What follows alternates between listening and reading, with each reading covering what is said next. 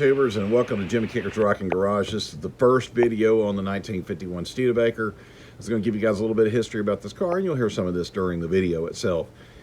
This car was purchased by, I believe, my great aunt, not my grand aunt, so my dad's grand aunt, my great aunt, in the 1960s or so. I don't believe she bought the car brand new. She drove it for a number of years, and she got to where she couldn't drive anymore, and she had a little accident. There's some Bondo in the body of this car and that sort of thing. I'll show that to you in a future video. It's not bad, but for the most part, this is a complete survivor car. It was running when it was parked, and the story on that was my dad, when he got the car in the 1970s or late 60s, depending on whenever it was, so kids broke the tail lights on the car. And sitting on the street, because my dad had a vehicle he was driving all the time, so the car sat there, and they just figured that, hey, it was fair game to do whatever they wanted to with it.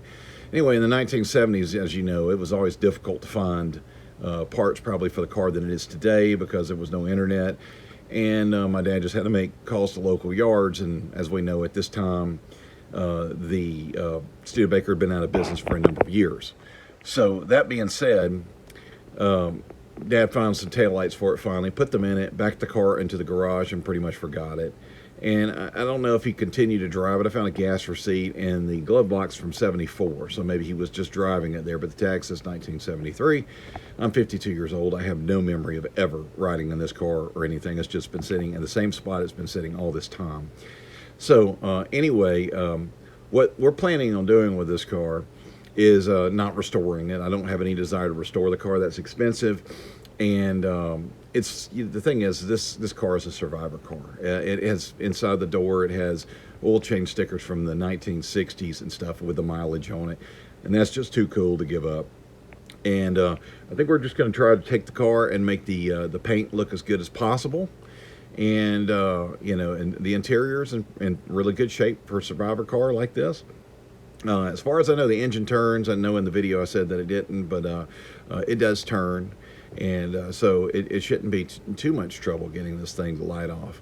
So anyway, my buddy Grant Glasscock is going to be in with this with the duration of this. We grew up together, and my dad passed away in 2021, and back in the 1990s, we had tried to get this car running, and unsuccessfully. We put tires on it, and we just never did go any further with it. So I feel like I kind of owe it to my dad, and you know, Grant's like a brother to me, so he kind of feels the same way about it.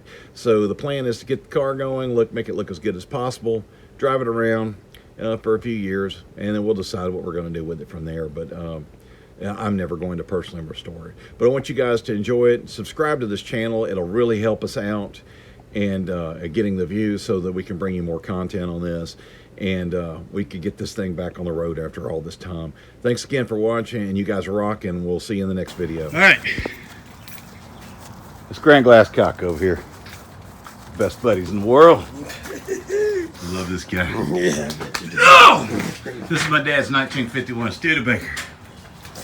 It's been sitting here since 1974. Last time it was outside was 1995, 96. We're fixing to move this thing.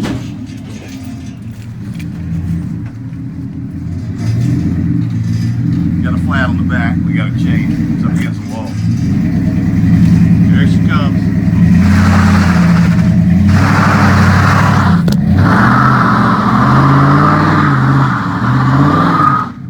Hey, I think we can change the tire there. We're going to change the tire. You can see that's a terrible driveway this is in, and very slick, so we're having a little hard time with it. Plus we got a flat back here we got to take care of. We got to get the car out where we can change it though, so we're going to try again.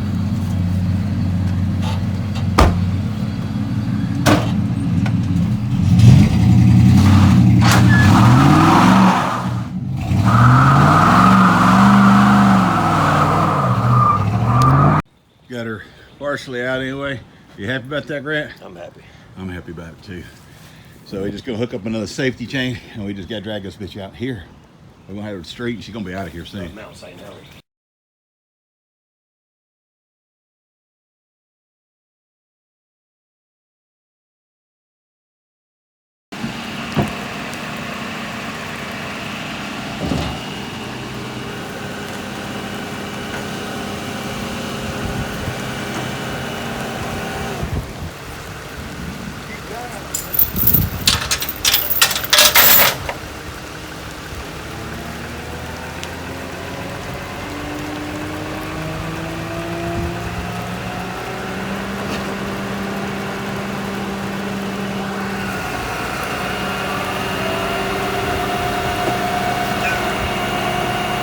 American steel.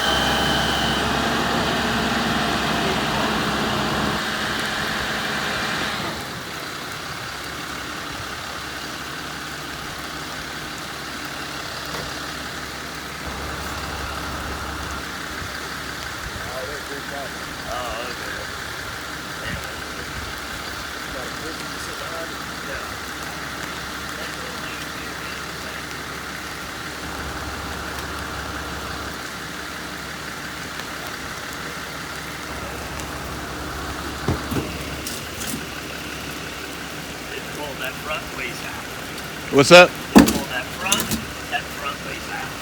And we hook.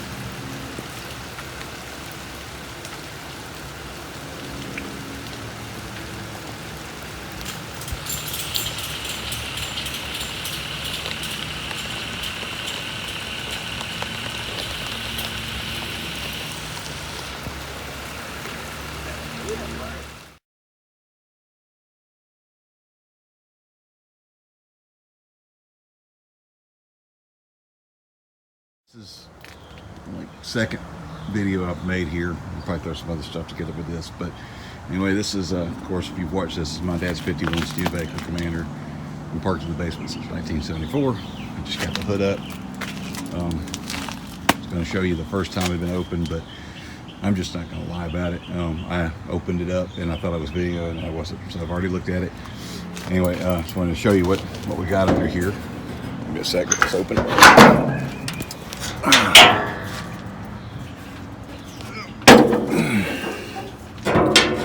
All right. I was surprised. Everything looks pretty good. I've got oil on the stick over there, and I can't really turn the light on while it's recording, I don't think, but I've even got antifreeze in there. It's 3/4 of the way up. How the hell that's impossible as long as it's been sitting here. This is completely broken off, and I believe that battery's probably not going to be any good. Is built to go the distance. It's a Southern battery, whatever the hell that is. Fuel filter looks remarkably clean. I was impressed with that. And the fuel in this car, somebody let the gas cap off, so I'm pretty sure it's all evaporated. And I thought this was kind of neat too. There was a bottle of Gulf brake fluid there, and I don't know if that's trash in there or what, but this is what was funny to me is this can of starting fluid. My dad told me this car was notoriously hard to start. My thought on this is that there's always been some sort of a problem with the points or this ignition not being hot, or out wires, things like that. But this is the funny part of this is, check it out, it still sprays. Now this hood on this car has literally not been opened. I've never opened it since I've been alive. Whether my dad did or not, I don't know.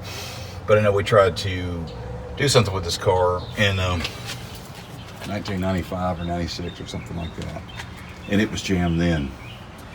so we didn't get the hood open on it. And I laid down, I took the grill out over there and reach up there, and you can just barely get to this right here. And this cable is completely gummed up with something, but it's definitely going to require some attention. You guys got any ideas on that? I think I could think of was taking the whole assembly off and soaking it in carburetor cleaner, leave it in there for a week or so, see if it straightens up. If not, does anybody have a lead on where I can get a new one? A new one. That's funny. These brakes are something else too over here. I knew that this was not going to be conventional like a Chevy or Ford because of the way the pedal goes down. That should be entertaining. I've never had to get underneath the car to get to the master cylinder before. That's interesting. I'm gonna rebuild all the brakes and do all that stuff before I even attempt to go anywhere with that. Well, I'd say that V-belt was a little dry. I tried to see if I could spin the motor over my hands, and it literally broke in two. That's a seriously dry belt there. Fortunately, I got new ones, so everything looks free to me. The water pump turns, and I tried to turn the motor over, but this is pretty much what happened. This belt turned to dust. And that's kind of what I expected a lot of stuff to look like, but I literally broke it with my hands. So that's obviously not going to work. But if you look at the oil over here, it looks pretty clean. I mean, for having sat here for 4.5 decades, it's a little gummy, but it's not, totally eaten up with stuff or whatever you want to call it. But I got new plugs and wires and points and all that, and whatever you guys can recommend to me before I try to start this thing. And obviously I'm going to drain the oil and the transmission fluid and fill it up with clean. And then, obviously some fresh gas. That coil may or may not be good. I'm surprised at a lot of these things that they're good or not. I'm probably going to replace that coil too. I got a new one anyway, 6-volt coil. And this question here, this is a positive ground vehicle, the way that I understand that. I couldn't read this if my life depended on it now. But I see that this one goes to here, which is a block. It goes to the coil, so that would be the hot. And in this case, that would be negative post right here. And then your positive post right here goes here, positive ground. Somebody correct me if I'm wrong. Now, when I try to jump with that, when I have that hooked up to it, I'm assuming I just hook it up positive, negative, as in this being the negative and this being the positive. And somebody correct me if I'm wrong. But I'm pretty excited. The car looks pretty good. I said it's parked inside all this time, so my gosh, it's really fared really well.